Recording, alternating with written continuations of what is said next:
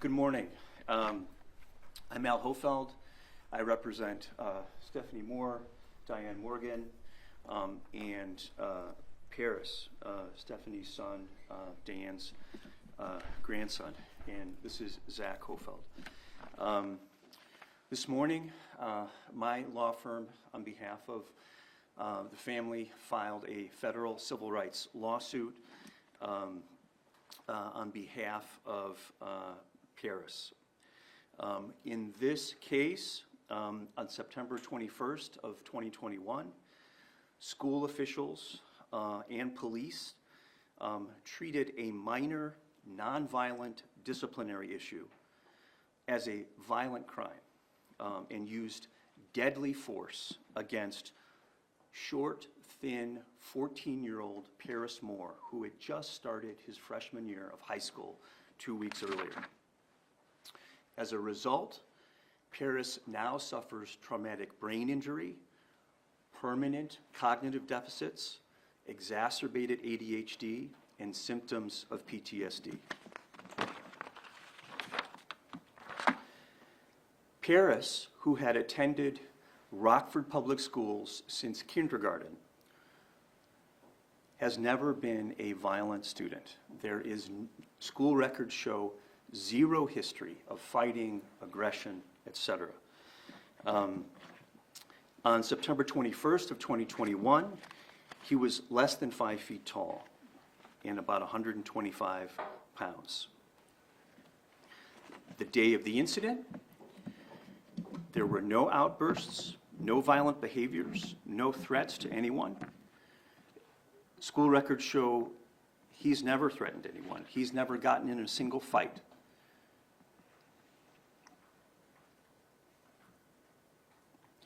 The day before the incident, he was sent home for refusing to take down his hoodie.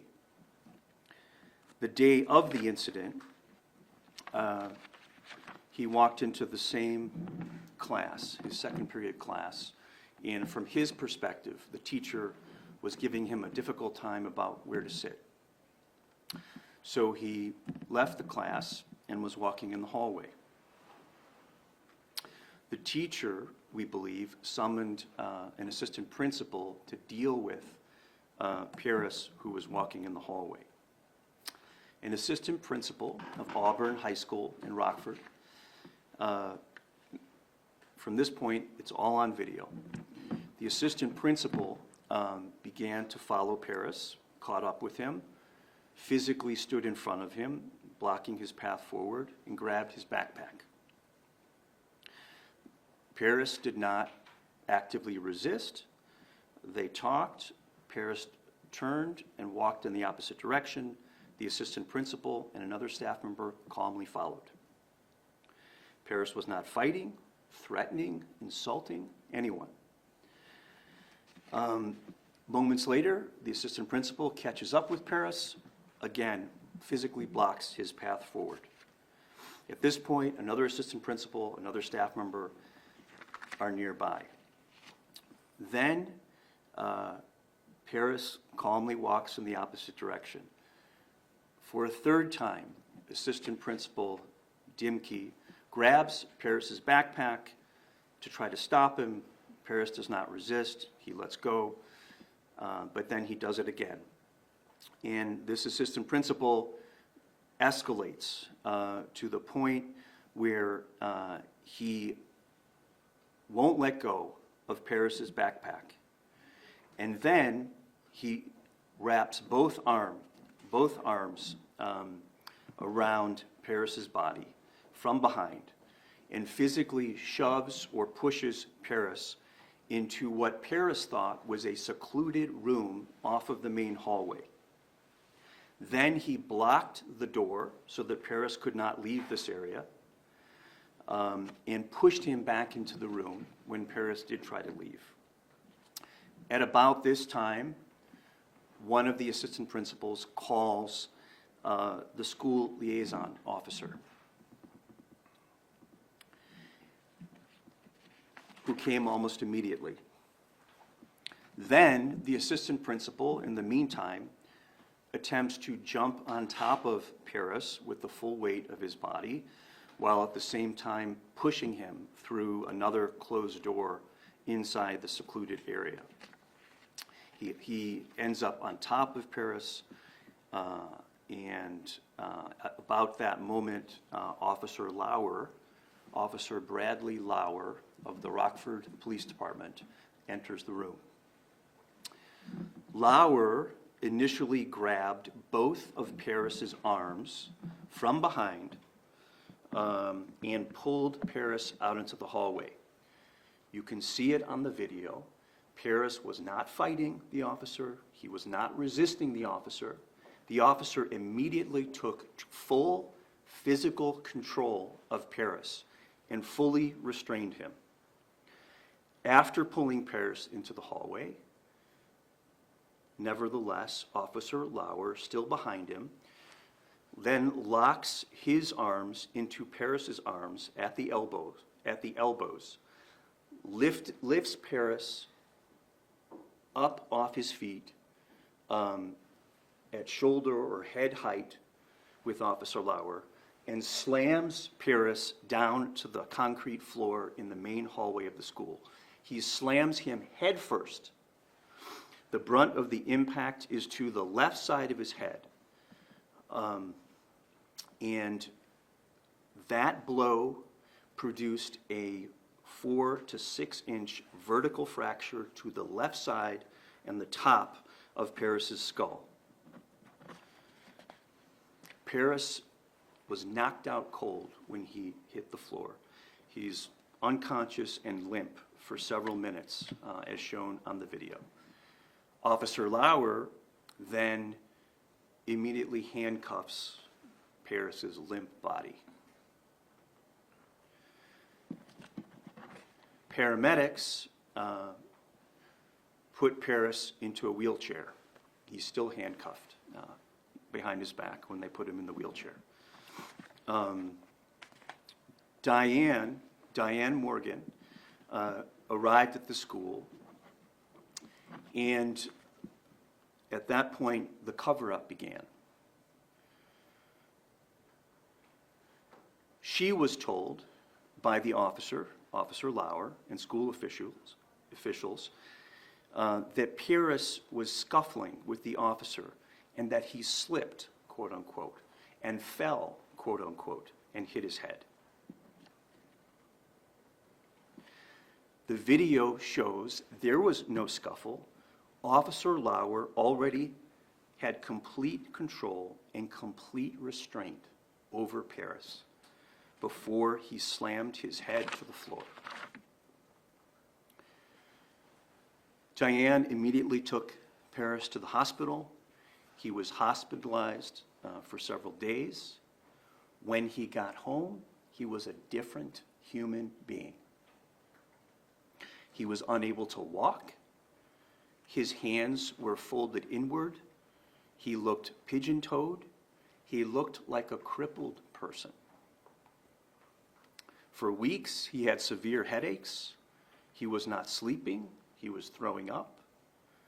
He could barely speak. He struggled. When I met him for the first time in November of 2021, he struggled to form words and sentences to answer your questions. He's since been diagnosed with a traumatic brain injury, and it is the opinion of the person who evaluated him that he has permanent brain damage, permanent deficits in the area of memory, language, and fine motor control. His pre-existing ADHD is now exacerbated. He has shown signs of ADHD since kindergarten in the Rockford Public Schools, and no school official ever initiated an evaluation that could have led to an IEP or a 504 plan. He's now socially withdrawn, stays in his room by himself, fears school, fears social interaction, fears going places, including doctor's appointments. He's afraid people are going to hit him. He's afraid of the police. He's afraid of the outside world. He has flashbacks about the incident, et cetera, et cetera, et cetera.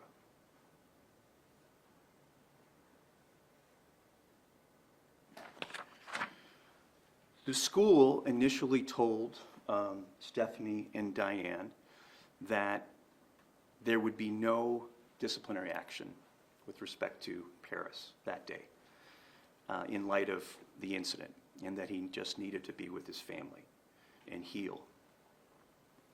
However, once Diane and Stephanie and Parris hired counsel, and the Rockford Police Department and school district were contacted by counsel, suddenly they got a letter from a juvenile probation officer saying that Parris was being charged with an alleged offense, an alleged juvenile offense. The family had to go to a meeting and never heard from them again. It's unclear exactly what happened. It's unclear exactly what the charge was, whether it was disorderly conduct or resisting arrest or some other generic bogus charge like that. And ever since this incident, the family has repeatedly requested that Parris be allowed to attend another high school, rather than having to return to the same physical environment in which he was dramatically traumatized, and rather than having to face re-traumatization. And the school board has repeatedly either denied or ignored all of his requests. Out of concern for Parris and his well-being, Diane and Stephanie were unable to bring themselves to put Parris back into Auburn High School. Parris has now been out of school for a whole year. Recently, once the CBS story aired last week, suddenly there was an offer from the school district to put Parris in what is the worst school in the district, a school which has a 1% to 2% graduation rate, a school which is for kids with severe behavioral problems, kids who have severe special education needs, kids who've dropped out from other schools. That's not Parris. Parris is a bright kid. Parris made honor roll multiple times in the Rockford public schools.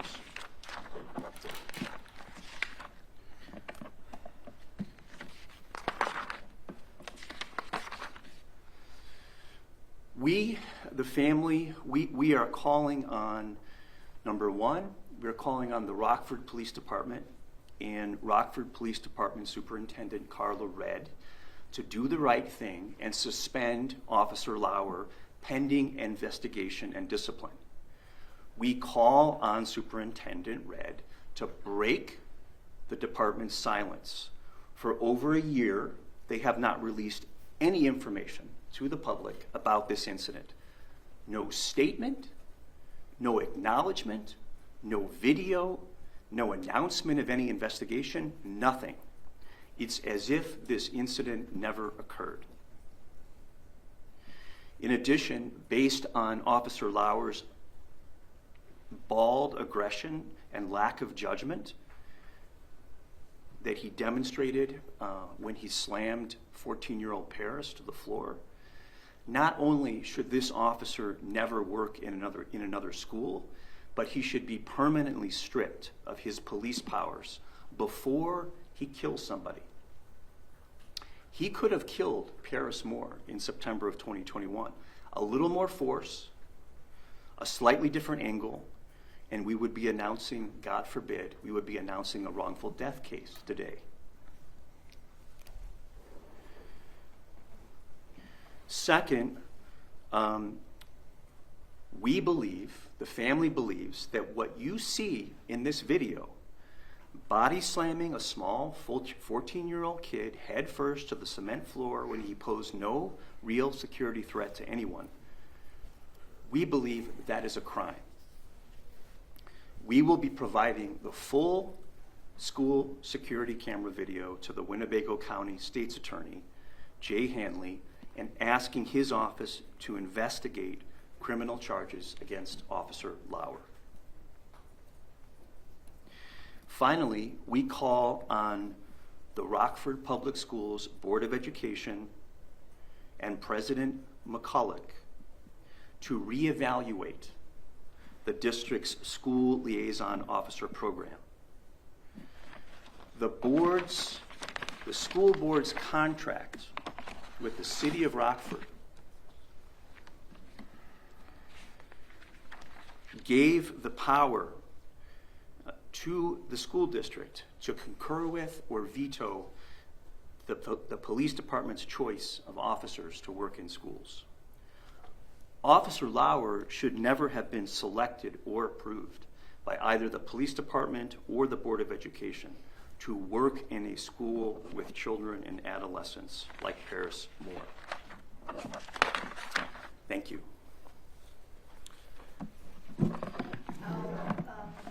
Is Officer Lauer still assigned as an SRO to the school? No, at the end of October of 2021, he was, well, what we know is that he was taken out of Auburn. We don't know exactly how, because we haven't been getting a lot of information from Rockford. But he was taken out of Rockford. I believe the family was told that he was not going to be in another school. And that's the extent of what we know. Al, go ahead. May we ask Diane, I know you're the one who picked up your grandson at school that day. Yes. Can you just walk us through your arrival and what you saw and what they told you? Just basically walk us through everything. I arrived at the school. The officer met me out in the parking lot, and I believe it was the assistant principal that was struggling with Parris too, was with him. They met me out there. They informed me that there was a little struggle with Parris, and he had slipped and fell, and that there would be no charges put against my grandson, that they felt that right at that moment in time, he just needed to be with his family. I proceeded into the school, see my grandson sitting right at the doors, handcuffed in a wheelchair, shaking so bad he could barely move, crying, which naturally brought tears to my eyes.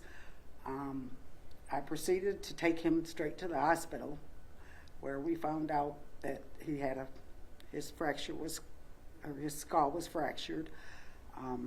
They wouldn't even treat him here. They shipped him to another hospital where he spent time, and that's what I got told. So they told you he slipped and fell? He slipped and fell through a struggle. When did you find out? I called the school and told them I did not believe this incident with the damage that was done to him, that was a slip and fall, and I wanted video. They told me they would have to get that approved. It took them some time, and I got the video, and we contacted a lawyer. Was Parris able to talk to you at that point? No, they really wasn't telling me anything except for, like I say, what they had told me originally when I first got there. But what about Parris? Was he able to say? Parris was not really capable of telling me. It was almost like he really didn't remember. And so I waited on the video. Since you received the video, has the school district at all admitted that it wasn't a slip and fall? No, they have not even contacted me at all. And they haven't given any rationale when they did get back to you about transferring schools, why they couldn't do that for Parris? Nope, they just said he's in that district, that's where he's got to go. And what was it like when you saw that video? What went through your mind? I was so angry. I just want something done to this officer that did this. He could have killed my grandson. And it's not even the matter of just him, any other child. He has no business to be in these schools using force like that. It's just, I just want something done. He to me, shouldn't even be in the police force. I mean, if he'll do it to a kid, he'll do it to anyone. Stephanie, Can you tell us what may one- we ask you how your son's behavior has changed, how he's now? Meg. Okay, she's I know upset. it's Stephanie. tough, but if you could just tell me a little bit what Parris is like. I can answer that. I live in the same duplex they do. I'm right next door. His speech and stuff has slowed way down. He don't remember houses that he's lived in. He don't recall a lot of things they have done in the past. It's almost as if, I don't know if it would be a short-term memory. It's not fully developed there anymore. Like I say, his speech, he was a child that talked kind of fast. Now he talks as slow as I'm talking. And his memory is just not the same. He don't remember a lot of his childhood. Diane, does it we know how you felt when you saw the video and what that did to you as a grandmother and what it did to Stephanie as a mother. But since you've seen Parris, the way he's been since this incident, would you characterize it as you've kind of lost him? Yes, he's not the same child that he was. Not at all. Not at all. And what does that do to you? It hurts. It hurts real bad because he was a good kid. He still is a good kid. It's just he's not the same kid that I know, that I've known for years. It's like he's a different child now. So is he aware all of this is going on right now? He's aware. I don't think he really understands the full concept of it, but we talk to him, we let him know what's going on to try to keep him, aware of what is happening. We could tell him we got a meeting or whatever, he'll forget. We got to keep reminding him, that type of thing. But we try to make sure he is aware. Does he remember anything about the incident at this point? He don't really remember the incident. He thought maybe he did, but from what he thought happened and what did happen, it's two totally different things. So the child does not remember. Al is saying that he's exhibiting PTSD, that he's fearful. How is he exhibiting those things at home to you? He don't really do much of anything. He stays in his room. He's confined himself to his bedroom. He don't come out, but to maybe use the bathroom, shower when he's told he has to shower. Outside of that, he pretty much stays in his room. He used to go to Six Flags and have fun. He won't do any of that activity no more. He just stays home, just sits in his room. Diane, when you think about what happened, we've seen violent things happen at school, but we've also seen this sort of trend where there are student resource officers placed in schools, and there's a sense of policing in the hallways and criminalization of kids for what are disciplinary matters. Was this the kind of situation that required an armed officer with that type of body slam, head slam? No, this is, to me, in my eyes and my feelings, this was an incident where the school should have phoned home to me and told me that Parris was in the halls and for me to come pick him up and maybe suspend him for a few days for his actions, not carry it to this extreme that they carried it to. And you at want that all. officer charged? Yes, I do. Yes, I do. He could have killed my grandson. I definitely want him charged. Have you seen him at all out in the community still, operating as a police officer? No, it was shortly after that he left that school. That's all I got informed, was that he no longer would be at that school. I don't know if he's in another school with another district. I don't know if he's just working at the police force. I know nothing else. That's all I got informed, was he was resigning from that school. Dad, what are your concerns about Parris's future? My concerns is that he's going to be okay, that he's going to be able to learn again to communicate, be out with public, and be around people. Or is he going to stay isolated? And with him staying isolated, it's going to make him do something to himself, hurt himself or something, because he's in that depressed mood, that depressed state. I've heard of it happening. I don't want to see this happen with him. This is an ongoing thing. We don't know. We don't know what his outcome is going to be. It could be years. You know, it's hard to say. I want to see him to be the protective person that he can be. And I know he can be. He was a good kid. Like, he got honor roll. He was good at everything. And it's just like it's all been stripped from him now. At this point, do you guys have any desire for him to return to RPS in any way? He can return to RPS, but he's not going back to Harvard. I know you mentioned that the district finally agreed to allow him to transfer to another school. What school is that? The school? It's Roosevelt Okay. in Rockford. It is, like Al said, it's an alternative school for kids that are very misbehaved, that can't get along with other kids and stuff, that have problems, or kids that have dropped out, want a GED. That's what this school is for. Parris is not that type of child. So it's almost like they're just being spiteful. Diane, when we looked into the records, the U.S. that are reported by the school district to the U.S. Department of Education, in the last school year on record, in the data shows that that school, that high school, had 72 students referred to police in 1 year, and there were 43 arrests. What does that say? And there were 90. That made them in the 94th percentile in the country for that. What does that say? There's something not right. There's something not right at that school. They're too quick to call in officers. To me, if they got to be that quick to call in officers, maybe that school shouldn't even exist. I mean, because they're calling them in for things that is not necessary. This was not necessary at all. There was no reason for that officer to be called down there. Like I said, I feel I should have had a phone call telling me Parris is in the halls, he's refusing to go to class, and come get him and give him a suspension or something. I do feel correction should have been done, but not to the extent that they carried it.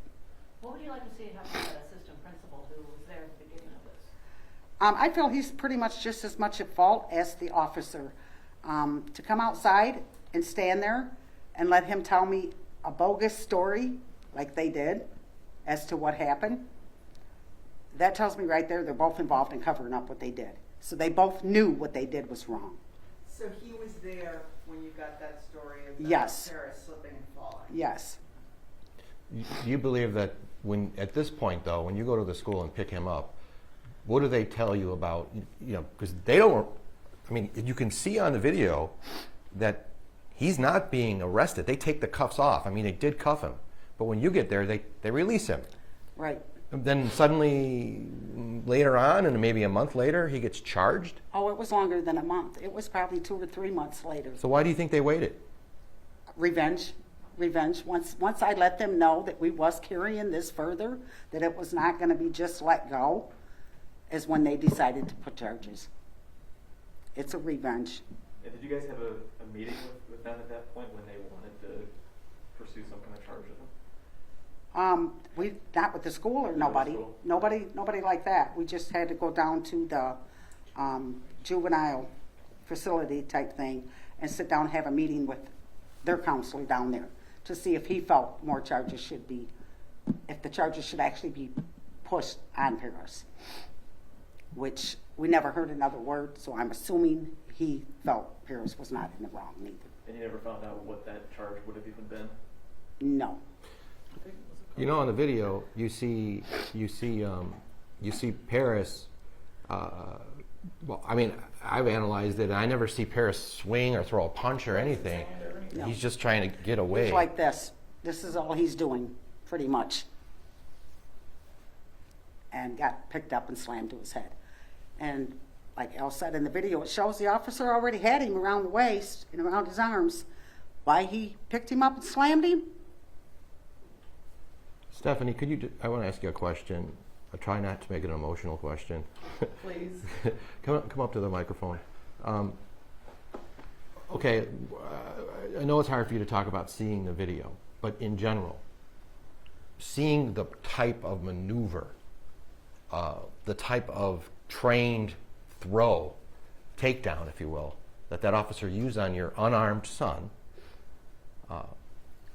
in that fashion on a hard cement floor, what do you think, what would be justice for you? For him to lose his job, his position. I don't feel as though he should deal with nobody. If he can do that to a child. In a school where there's cameras, what can he do to a child out here on the street? Criminal? Yeah. What would you Charged, like us loses to know job. about your son? What do you mean? Like, Yeah, I mean, just tell us about him. What do you want us to know about him? I don't know. What does he like to do? When he before this happened, what was he like? Like his hobbies? Man, he would joke around with his siblings. I don't know. Like, he liked to go and do things. He would go swimming. This last summer, he didn't. I think I got him to go swimming with me one time because I made him go. Six Flags. We used to go to Six Flags almost every weekend. He hasn't went once since this has happened. Like, I don't know. He's a very fun, smart kid to be around, but now it's like he just drifted away.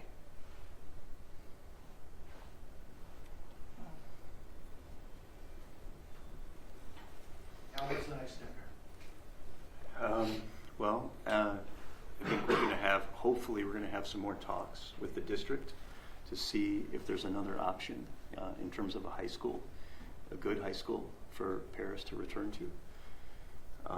And then, I think the wall that's been up so far with respect to information coming out of the district, coming out of the police department, there's more investigation that we need to do. I think that from the calls that we've gotten over the last couple of days, it appears that what happened to Parris is not an isolated incident in the Rockford Public Schools. So certainly there's more investigation to be done, and then possibly some kind of expansion of the lawsuit and the claims in the lawsuit. Can you elaborate on that at all? Once I do the investigation, yes. Or once we complete it, yes. And there's no body camera, correct? Rockford Police Department didn't start its body cam program until approximately a couple of weeks after this incident. So this is all school surveillance video. That is correct. Are you sure you got all the angles? All the camera angles? No, I'm not sure. And in fact, some of the, as I was studying it again to prepare the lawsuit complaint, I realized that we don't have video, of what happened between the moment that Parris left his second period class and the moment that Assistant Principal Dimke catches up with him the first time and stops him. So there's more video to be had. What do you make of the fact that, like, the Rockford Police Department and the Rockford Public Schools, the district there, has refused to turn over any records at all? I mean, we've been FOIAing them for over a month and a half. Have you gotten even the incident report? No. We either have not gotten an incident report from the school district, or their attorney is telling us that there is no incident report for this incident on September 21st of 2021. Now there's an incident report from the day before when Parris wouldn't take down his hoodie. Goes through what happened, and they called Diane, and Diane came and picked him up. But there's apparently no incident report for this traumatic incident in the main hallway of the school at the main entrance to this public high school. There's no incident report, at least as far as the district is concerned. There must be an incident report that was completed by Officer Lauer, because somebody made the decision 2 months later to refer this for juvenile criminal prosecution. You can't do that without a police report of some kind, but we don't have it. Okay. Thank you, everybody.